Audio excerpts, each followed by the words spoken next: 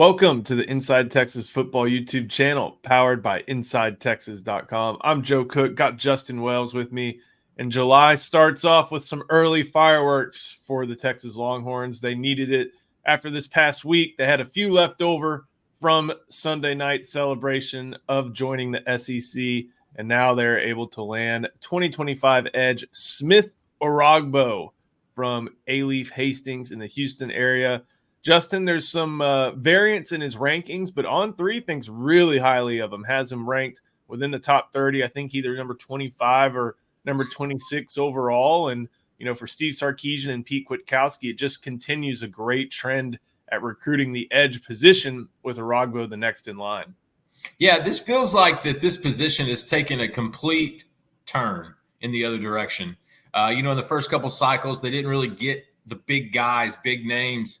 Now, last year, Colin Simmons, Zena Umeozulu. This year, you get the number 3 rated edge, according to On3 in the country. Look, Smith is 6'4", 225, highly intelligent, highly athletic, plays with a lot of passion and a lot of pain. This is a guy that's going to bend the edge. This is a guy that's going to get to the quarterback and still be able to set the edge and do a lot of your basic things that position needs. And so this is big. They got him over Oklahoma, Washington, and a few other schools. I remember on Thursday he had told me it was Texas, Oklahoma, and Washington. And so, those are three big name programs. He had 30-something offers. I think this is a great get. To me, this helps the momentum for the month of July, I think, for Texas, because this guy is just turn on the tape and just enjoy yourselves. They have turned this room around, Joe, and this is another example.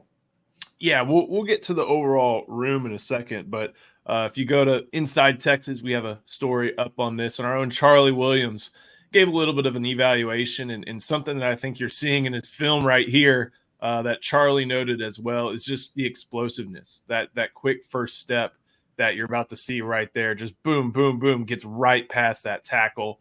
That's really impressive. About 6'4", 220-ish pounds right now. Obviously, early in his career, he's going to be playing that buck position. Seems like a great fit for him. We'll see. He's got really long arms. There's a frame there, and I wonder if they maybe try to get him to grow to jack. But with that explosiveness and that ability on the short side of the field, that may be a place where they like what they have at buck, and maybe put him in the conveyor belt right behind Colin Simmons. I could see leaving him there at buck and having Lance Jackson as your jack for the 2025 class. This is the second big time edge in this cycle, and so it's, in my opinion, you really got your bookend guys for your pass rushing for this 2025 cycle. The thing also about Orogbo is that he's versatile. I think he could play either side, and I think PK prefers they come in kind of with that ability to diversify and do a little bit of things differently before they kind of settle him in one spot, just to, see if you can get the best 11 on the field. This guy he's fun. He's explosive. He's a big get, Joe. It might be the 1st of July, but this is a kid, and I don't expect him to take any visits. I don't expect him to flip-flop in his recruitment. Academics were huge with him and his family. That was a big selling point that he told me last week. And Texas, I think, crossed and checked all those boxes for him. Not just what we're seeing on the field, but what you talk about off the field. Pretty sure he made a couple visits to Texas over the course of the spring. I think maybe one for the junior day and then one for a spring practice, if I remember correctly. And we were able to talk to Smith, and I think even a couple of his A-Leaf Hastings teammates. And, you get guys who are cordial with recruiting media. We know it's kind of a process. It could be a slog. But Smith came up to every reporter, shook his hand, said, "Hi, I'm Smith Orogbo. Nice to meet you." And that just speaks to the character of the player that Texas is getting.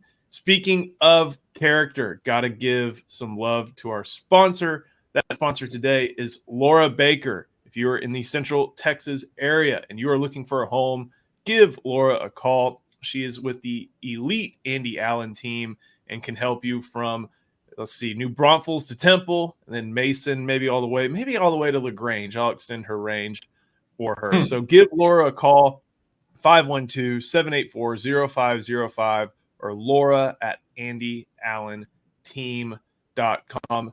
Justin, a few years ago, think back to the Calevon Chason recruitment. And I know that's a long time ago, but just think, when you're talking about Texas and being in the conversation for elite edges, conversation typically didn't end well for Texas. It normally went the opposite direction. And we've talked a lot about how much of that had to do with the fact that, Texas just didn't have a structure and a defense that emphasized edge rushers. Right. That 3-down system that Todd Orlando deployed just really wasn't doing it. Luckily for Texas, they had Chris Ash come in. They had even Craig Naivar before Chris Ash recognize how they should probably use Joseph Osai, put him on the edge, and let him go free. I think that was a big deal. And now, ever since that moment, and ever since PK and Steve Sarkisian and everybody else have started to use the edge position, and 2 of them at that, not just one, Texas has been benefiting ever since that 2022 class. Now it keeps continuing. We talked about Colin Simmons. Heck, they probably are not in contention for a guy like Trey Moore, who picked Texas over Nick Saban's Alabama, if it weren't for having the ability to sell guys who have succeeded off the edge.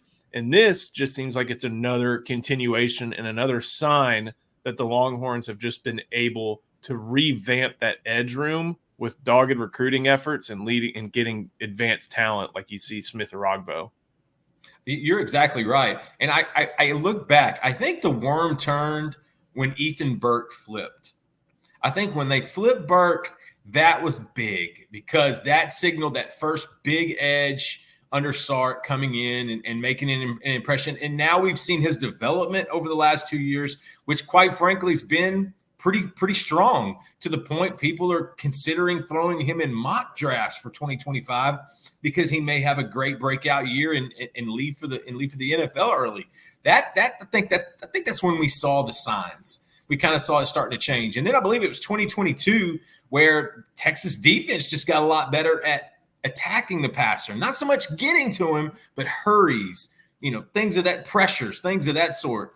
And then the development of Barron Sorrell as well. I think it's just a well-rounded room now, like you said. I just think they know what they want. They know what they're evaluating and how to go get it. PK has kind of built that system around getting some of those guys. And I think in 2024, we're going to see more out of that position than we've seen in the entire Sark regime.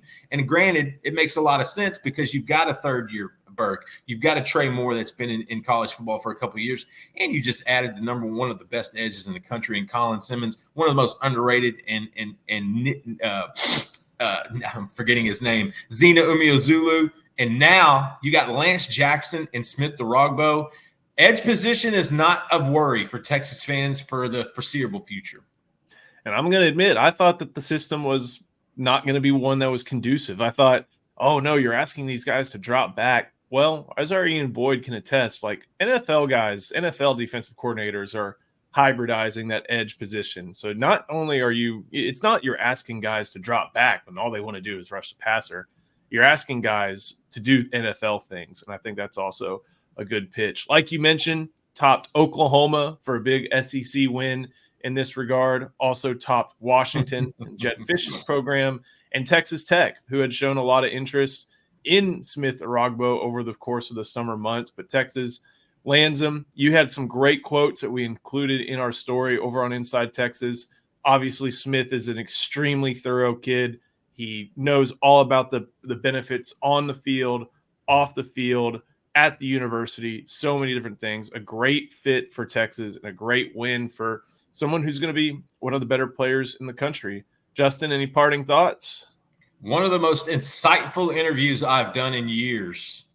It was it should have given us it should have given it away when we read them. You know what I mean? It should have given it away, but we wanted to make sure and check everything. But man, this is a big get. This is how you start the month. This is how you start your first day in the SEC. You're getting rowdy. Get you a number 3 edge in the nation. Thank you for watching this video. Make sure you head to InsideTexas.com. But like this video, subscribe to our channel. Help us get to 8,000 subscribers. And if you're listening to this on podcasts, make sure to give us a 5-star review. But head to Inside Texas, use a promo code IT1. That'll get you 2 months of access for just $1. Here we are on July 1st. If you get 2 months, that gets you all the way through game 1. So you're going to have preseason training camp tidbits, and you will even get some game reaction, I think, if we're going to be talking about this on September 1st, a great way to spend your Labor Day weekend. Absolutely. And now we got a great way to start our 4th of July week. So, Justin, I appreciate it. Thank you so much. Thank you for watching. We'll see you next time on the Inside Texas Football YouTube channel, powered by InsideTexas.com.